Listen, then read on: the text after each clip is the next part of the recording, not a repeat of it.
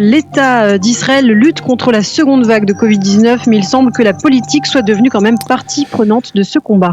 Oui, effectivement, Ilana, on pensait jusqu'à hier après-midi que l'État d'Israël allait imposer un confinement sur les fameuses villes rouges de l'État d'Israël avec un fort taux de contamination. Mais durant la journée d'hier, Binyamin Netanyahou a fait l'objet de très vives pressions de la part des partis orthodoxes et des élus des villes orthodoxes qui devaient être confinés. Ces pressions ont conduit finalement le Premier ministre à céder aux exigences des dirigeants orthodoxes. Et il a donc annoncé hier après-midi qu'à la place du confinement, ces villes rouges seraient placées à partir de ce soir sous couvre-feu nocturne, ce qui signifie que les habitants de ces villes rouges ne pourront pas sortir de chez eux entre 19h le soir et 5h le matin. Les commerces, les centres commerciaux, les restaurants, les lieux de loisirs seront fermés pendant cette même durée. Seuls resteront ouverts les supermarchés et les pharmacies. Les écoles, elles aussi, seront fermées durant toute la journée, donc dans ces villes rouges. Quant au rassemblement, ils ne seront pas autorisés à plus de 10 personnes dans des salles fermées et à plus de 20 personnes en plein air. On ne connaît pas encore officiellement la liste de ces villes rouges qui vont se retrouver donc sous le coup de ce couvre-feu, mais l'on sait que l'immense majorité de ces villes sont soit orthodoxes, soit arabes israéliennes.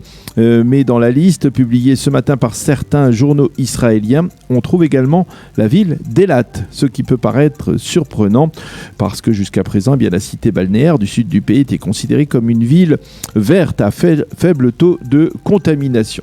Avant que le Premier ministre ne cède aux exigences des partis orthodoxes, certains élus de cette communauté avaient publié une lettre très virulente dans laquelle ils menaçaient de cesser toute coopération avec le gouvernement. La décision de M. Netanyahou de modifier une première résolution adoptée la semaine dernière par le cabinet restreint Corona a fait croire hier après-midi que le coordinateur national de lutte contre le virus, le professeur Roni Gamzou, allait démissionner face à ce qui pourrait légitimement être considéré comme une sorte de désaveu de sa politique, mais ce dernier a affirmé qu'il n'avait pas l'intention de démissionner, qu'il continuait à œuvrer pour faire baisser la courbe de contamination. Le chef de l'opposition, Yair Lapid, lui a vivement critiqué la volte-face de Binyamin Netanyahou. Le gouvernement n'est pas seulement déconnecté de la réalité, il est devenu dangereux, a déclaré Yair Lapid dans un tweet.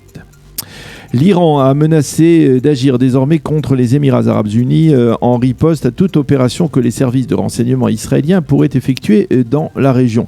Nous suggérons aux Émirats de ne pas oublier ce qui s'est passé avec Anwar el-Sadat, a déclaré l'un des responsables iraniens, Abdallah Irhan, qui a également critiqué l'Arabie saoudite pour avoir autorisé le survol de son territoire aux avions israéliens.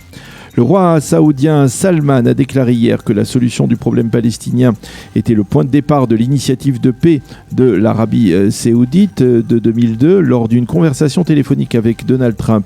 Le roi Salman a expliqué que son pays restait donc engagé aux côtés de la cause palestinienne et qu'il œuvrerait avant tout à cela, avant même d'envisager une normalisation avec l'État d'Israël.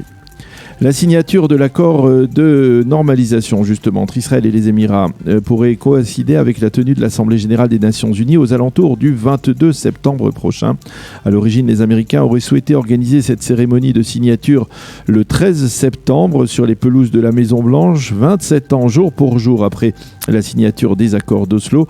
Mais cela ne s'est pas avéré possible pour le Premier ministre Binyamin Netanyahou qui est, on le sait donc, on le constate, préoccupé par les rebonds de la crise du coronavirus en Israël. La cérémonie devrait donc se tenir le 22 septembre, soit au lendemain des fêtes de Rosh Hashanah côté israélien et américain. On espère la participation de représentants d'autres pays arabes à cette cérémonie et l'on espère en particulier la présence d'un représentant du royaume saoudien. Daniel, nous terminerons ce journal avec cette canicule sans précédent qui se prolonge en Israël après un week-end des plus torrides. Oui, effectivement, Ilana, la canicule est toujours présente en Israël. Certes, il a fait moins chaud hier durant la journée de dimanche que pendant le week-end, mais les températures étaient bien plus élevées que la moyenne. Je vous rappelle que vendredi, Jérusalem a battu un record historique avec 42 degrés à l'ombre et Shabbat, c'est Eilat qui a battu ce même record historique avec 49 degrés à l'ombre. Il fera aujourd'hui en Israël 35 degrés à Jérusalem, 32 à Tel Aviv et 42 degrés à Eilat. C'est la fin de ce premier journal d'information.